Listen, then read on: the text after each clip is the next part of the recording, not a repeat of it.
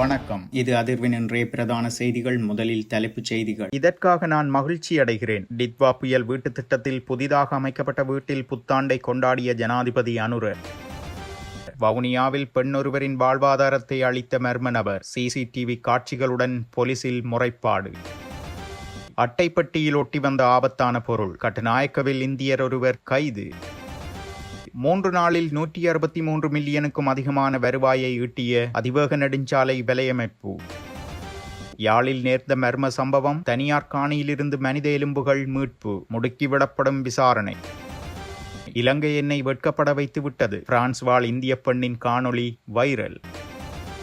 அமெரிக்காவிடம் $270 billion போர் இழப்பீடு கோரும் Iran. Sinhala மற்றும் தமிழ் புத்தாண்டு சுபநேர சடங்குகளில் இணைந்து கொண்டு டிட்வா சூறாவளியினால் சேதமடைந்த அனுராதபுரம் கல்நேவ பகுதியை சேர்ந்த இந்திரஜித் சம்பத் சேனாரத்னவின் புதிதாக நிர்மாணிக்கப்பட்ட இல்லத்தில் நடைபெற்ற புத்தாண்டு கொண்டாட்டத்தில் ஜனாதிபதி கலந்து கொண்டுள்ளார். கடந்த நவம்பரில் ஏற்பட்ட டிட்வா அனர்த்தத்தினால் முழுமையாக சேதமடைந்த வீடுகளுக்கு வழங்கப்பட்ட இழப்பீட்டின் கீழ் 5 மாத காலப்பகுதிக்குள் இந்த வீடு கட்டி முடிக்கப்பட்டுள்ளது. கல்நேவ பிரதேச செயலாளர் பிரிவில் முழுமையாக சேதமடைந்த வீடுகளுக்காக நிர்மாணிக்கப்படும் 6 புதிய வீடுகளில் இதுவும் ஒன்றாகும். அத்துடன் பிரதேச செயலாளர் பிரிவில் பகுதியளவில் சேதமடைந்த 66 வீடுகளுக்கான இழப்பீடுகளும் தற்போது வழங்கி முடிக்கப்பட்டுள்ளன. இந்த பணிகளை விரைவுபடுத்தி அனைத்து இலங்கை மக்களுக்கும் மகிழ்ச்சியான தருணமான சிங்கள மற்றும் தமிழ் புத்தாண்டு கொண்டாட்டத்தின் மகிழ்ச்சியை அந்த குடும்பங்களின் உறுப்பினர்களுக்கு பெற்றுக் கொடுக்க முடிந்ததையிட்டு மகிழ்ச்சி அடைகிறேன் என ஜனாதிபதி அங்கு தெரிவித்திருந்தார். இதேவேளை சிங்கள தமிழ் புத்தாண்டு சம்பிரதாய சடங்குகளில் கலந்து கொள்வதற்காக பிரதமர் கலாநிதி ஹரணி அமரசூரிய கம்பகாவில் உள்ள தர்சன வீரசிங்கவின் இல்லத்திற்கு விஜயம் செய்திருந்தார். இதன்போது வீட்டு உரிமையாளர்களுக்கும் பிரதேச மக்களுக்கும் தனது புத்தாண்டு வாழ்த்துக்களை தெரிவித்துக் கொண்ட பிரதமர் புத்தாண்டு சடங்குகளிலும் இணைந்திருந்தார். குறிப்பாக வேலை ஆரம்பிப்பதற்கான சுபவேளையில் வீட்டு வளாகத்தில் மரக்கன்றொன்றை நட்டதுடன் குழந்தைகளுக்கு ஏடு தொடக்கும் நிகழ்வையும் ஆரம்பித்து வைத்துள்ளார். அமைச்சர் கலாநிதி ஹனிதும சுனில் செனவி, வெளிநாட்டு விவகார மற்றும் சுற்றுலாத்துறை அமைச்சர் விஜித ஹேரத் ஆகியோரும் சுபநேர சடங்குகளில் பிரதமருடன் இணைந்து கொண்டிருந்தனர்.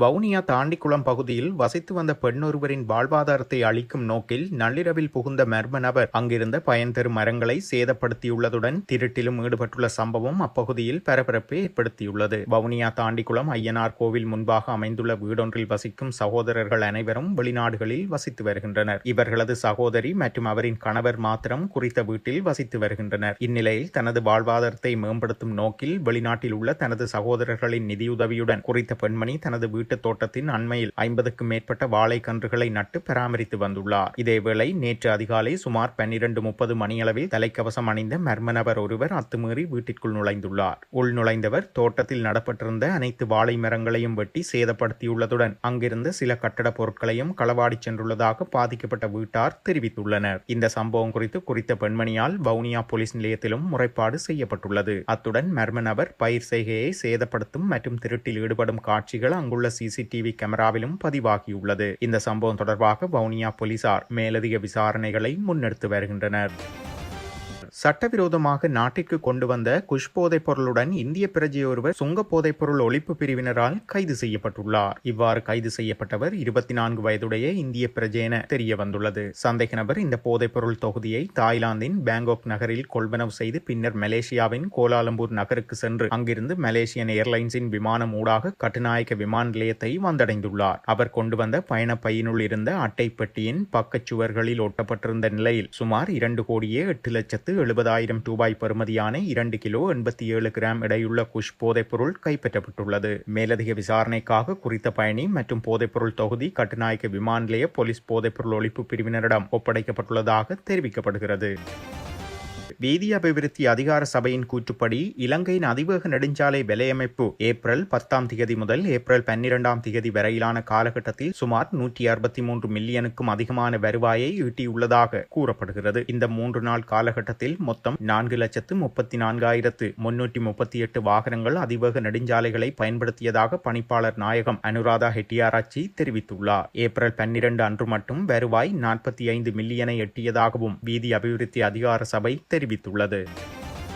யாழ்ப்பாணம் எல்லைப்பட்டி பகுதியில் உள்ள தனியார் காணி ஒன்றிலிருந்து மனித எலும்பு சிதிலங்கள் மீட்கப்பட்டுள்ளன. குறித்த காணியை நேற்றைய தினம் பார்வையிட சென்ற நபர் ஒருவர் அப்பகுதியில் மனித எச்சங்கள் காணப்படுவதை கண்டறிந்து உடனடியாக அவசர சேவை இலக்கத்திற்கு தகவல் வழங்கியுள்ளார். அதனைத் தொடர்ந்து சம்பவ இடத்திற்கு விரைந்த ஊர்காவற்றுறை போலீசார் ஆரம்பகட்ட விசாரணைகளை முன்னெடுத்திருந்தனர். விசாரணைகளின் போது அக்காணிக்குள் உள்ள மரம் ஒன்றில் தூக்கிட்டு உயிரிழந்திருக்கலாம் என்பதற்கான அடையாளங்கள் காணப்பட்டுள்ளன. மேலும் மரத்திற்கு அருகே மனித எலும்பு சிதிலங்கள் ஆங்காங்கே சிதறிய நிலையில் இருந்ததாகவும் தெரிவிக்கப்பட்டுள்ளது.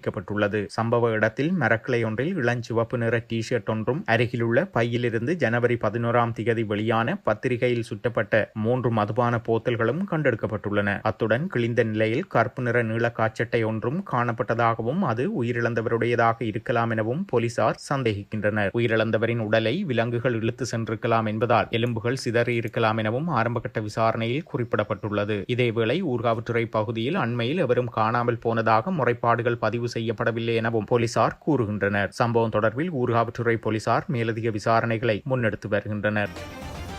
இலங்கைக்கு சுற்றுலா வந்த இந்திய பெண்ணொருவர் இலங்கை கடற்கரைகளின் தூய்மையைக் கண்டு தான் அடைந்த வியப்பையும் அதே நேரம் இந்தியாவின் நிலைமையை கண்டு தான் அடைந்த மனவேதனையையும் சமூக வலைதளத்தில் பகிர்ந்துள்ளார். பிரான்சில் வசிக்கும் இந்திய பெண்ணான மெஹக் தனது இன்ஸ்டாகிராம் பக்கத்தில் பகிர்ந்துள்ள காணொலியில் இலங்கை பயண அனுபவங்களை குறிப்பிட்டுள்ளார். அதில் இந்திய கடற்கரைகளுடன் ஒப்பிடும் போது இலங்கை கடற்கரைகள் தூய்மையாக பராமரிக்கப்படுகின்றன என்பதை சுட்டிக்காட்டியுள்ளார். இலங்கை என்னை வெட்கப்பட வைத்துவிட்டதென்று தனது உரையை ஆரம்பித்த அவர், பொருளாதார ரீதியாக பெரும் பின்னடைவை சந்தித்து திவாலானதாக அறிவிக்கப்பட்ட ஒரு சிறிய நாடு இதுவாகும். இருப்பினும் இங்குள்ள கடற்கரைகள் மிகவும் தூய்மையாக உள்ளன. ஒரு பிளாஸ்டிக் போத்தலோ அல்லது சிறு கழிவுகளோ கூட கண்ணில் தென்படவில்லை என இலங்கை தொடர்பில் வியந்துள்ளார். அதேவேளை இந்தியா பாரிய பொருளாதாரம் மற்றும் அதிக வளங்களை கொண்ட நாடாக இருந்தும் எம்மாலேன் எமது கடற்கரைகளை இவ்வளவு தூய்மையாக வைத்திருக்க முடியவில்லை என்றும் கேள்வி எழுப்பியுள்ளார். தான் இந்தியாவை ஐரோப்பா போன்ற வளர்ந்த நாடுகளுடன் ஒப்பிடவில்லை என்றும் இந்தியாவை போன்றே வளர்ந்து வரும் நாடான இலங்கையுடனே ஒப்பிடுவதாகவும் அவர் தெளிவுபடுத்தியுள்ளார். அது மட்டுமல்லாது பணம் மட்டுமே தூய்மைக்கு காரணமல்ல என்பது இப்போது தெளிவாகிறது.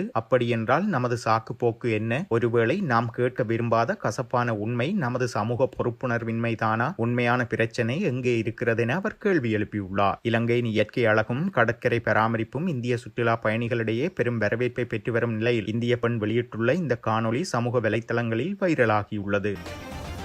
அமெரிக்காவுடனான பேச்சுவார்த்தைகளில் போர் இழப்பீட்டு விவகாரத்தை ஒரு முக்கிய அங்கமாக சேர்க்க ஈரான் தீவிர முயற்சிகளை மேற்கொண்டு வருகிறது. போரினால் ஏற்பட்டுள்ள சேதங்கள் குறித்த முதற்கட்ட மதிப்பீடாக சுமார் 270 பில்லியன் அமெரிக்க டாலர்களை ஈரான் நிர்ணயித்துள்ளது. ரஷ்ய ஊடகங்களிடம் கருத்து தெரிவித்துள்ள ஈரான் அரசாங்க பேச்சாளர் ஃபாத்திமா மொஹஜெரானி, போரினால் ஏற்பட்ட கட்டட சிதைவுகள் மற்றும் தொழிற்சாலைகள் முடங்கியதால் ஏற்பட்ட வருமான இழப்பு ஆகியவற்றை அடிப்படையாக கொண்டு இந்த மதிப்பீடு கணக்கிடப்பட்டுள்ளதாக தெரிவித்துள்ளார். கடந்த வார இறுதியில் அமெரிக்காவுடன் பாகிஸ்தானில் நடைபெற்ற பேச்சுவார்த்தையின் போது இந்த இழப்பீட்டு விவகாரம் உத்தியோகபூர்வமாக எழுப்பப்பட்டதாக ஈரான் அரசு ஊடகமான IRNA உறுதிப்படுத்தியுள்ளது. இந்த பேச்சுவார்த்தைகள் குறித்து கருத்து தெரிவித்துள்ள அமெரிக்க துணை ஜனாதிபதி, பாகிஸ்தானில் நடைபெற்ற சந்திப்பில் காத்திரமான விவாதங்கள் இடம்பெற்ற போதிலும் இதுவரை எந்த ஒரு உடன்பாடும் எட்டப்படவில்லை என தெரிவித்திருந்தார். மத்திய கிழக்கு பிராந்தியத்தில் நிலவும் போர் சூழலுக்கு மத்தியில் ஈரான் கோரியுள்ள இந்த பிரம்மாண்டமான நஷ்டஈட்டு தொகை அமெரிக்காவுடனான அடுத்த கட்ட ராஜதந்திர உறவுகளில் பெரும் தாக்கத்தை ஏற்படுத்தும் என எதிர்பார்க்கப்படுகிறது.